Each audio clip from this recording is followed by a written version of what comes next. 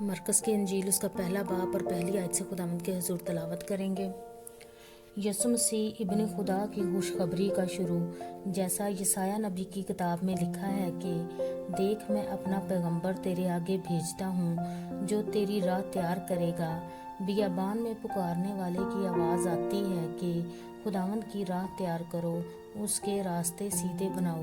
یوحنا آیا اور بیابان میں بپتسمہ دیتا اور گناہوں کی معافی کے لیے توبہ کے بپتسمہ کی منادی کرتا تھا، اور یہودیہ کے ملک کے سب لوگ اور یروشلم کے سب رہنے والے نکل کر اس کے پاس گئے، اور انہوں نے اپنے گناہوں کا اقرار کر کے دریائے یردن میں اس سے بپتسمہ لیا۔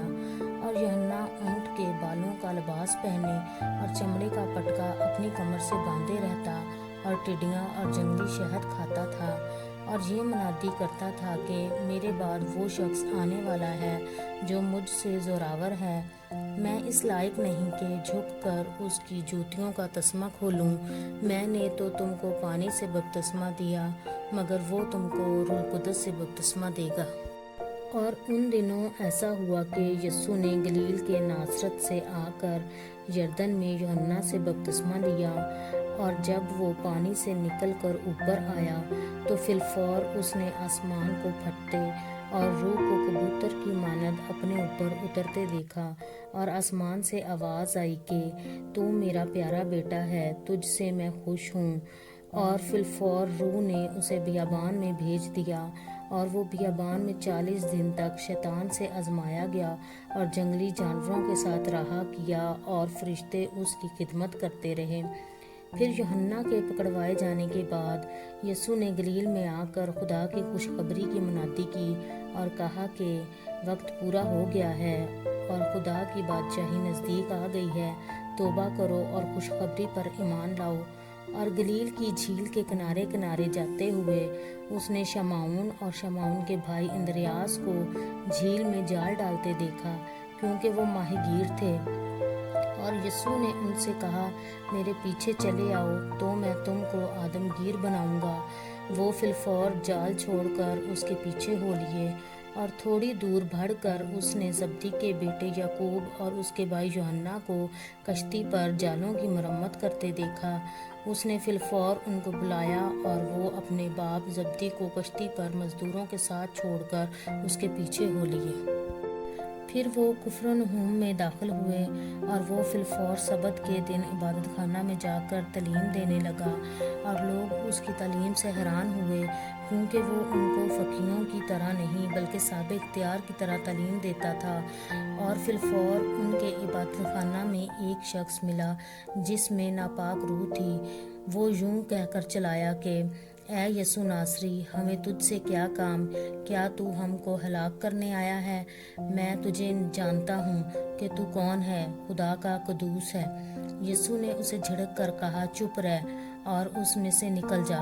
پس وہ ناپاک روح اسے مروڑ کر اور بڑی آواز سے چلا کر اس میں سے نکل گئی، اور سب لوگ حیران ہوئے اور آپس میں یہ کہہ کر بحث کرنے لگے کہ یہ کیا ہے، یہ تو نئی تعلیم ہے۔ وہ ناپاک روحوں کو بھی اختیار کے ساتھ حکم دیتا ہے، اور وہ اس حکم کو مانتی ہیں۔ اور فی الفور اس کی شہرت گلیل کے اس تمام نواحی میں ہر جگہ پھیل گئی۔ اور وہ فی الفور عبادت خانہ سے نکل کر یعقوب اور یوحنا کے ساتھ شمعون اور اندریاس کے گھر آئے۔ شمعون کی ساس تپ میں پڑی تھی، اور انہوں نے فی الفور اس کی خبر اسے دی۔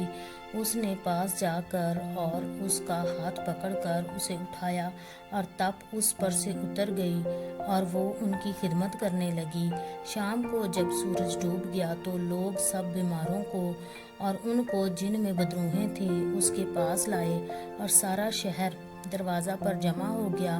اور اس نے بہتوں کو جو طرح طرح کی بیماریوں میں گرفتار تھے اچھا کیا، اور بہت سی بدروحوں کو نکالا، اور بدروحوں کو بولنے نہ دیا، کیونکہ وہ اسے پہچانتی تھیں۔ اور صبح ہی دن نکلنے سے بہت پہلے وہ اٹھ کر نکلا اور ایک ویران جگہ میں گیا اور وہاں دعا کی، اور شمعون اور اس کے ساتھی اس کے پیچھے گئے۔ اور جب وہ ملا تو اس نے کہا کہ سب لوگ تجھے ڈھونڈ رہے ہیں۔ اس نے ان سے کہا آؤ ہم اور کہیں آس پاس کے شہروں میں چلیں تاکہ میں وہاں بھی منادی کروں، کیونکہ میں اسی لیے نکلا ہوں۔ اور وہ تمام گلیل میں ان کے عبادت خانوں میں جا جا کر منادی کرتا اور بدروحوں کو نکالتا رہا۔ اور ایک کوڑی نے اس کے پاس آ کر اس کی منت کی اور اس کے سامنے گھٹنے ٹیک کر اس سے کہا، اگر تو چاہے تو مجھے پاک صاف کر سکتا ہے۔ اس نے اس پر ترس کھا کر ہاتھ بڑھایا اور اسے چھو کر اس سے کہا، میں چاہتا ہوں تو پاک صاف ہو جا۔ اور فی الفور اس کا کوڑ جاتا رہا اور وہ پاک صاف ہو گیا۔ اور اس نے اسے تاکید کر کے فی الفور رخصت کیا اور اس سے کہا، خبردار کسی سے کچھ نہ کہنا، مگر جا کر اپنے تئیں کاہن کو دکھا اور اپنے پاک صاف ہو جانے کی بابت ان چیزوں کو جو موسیٰ نے مقرر کی نظر گزران تاکہ ان کے لیے گواہی ہو۔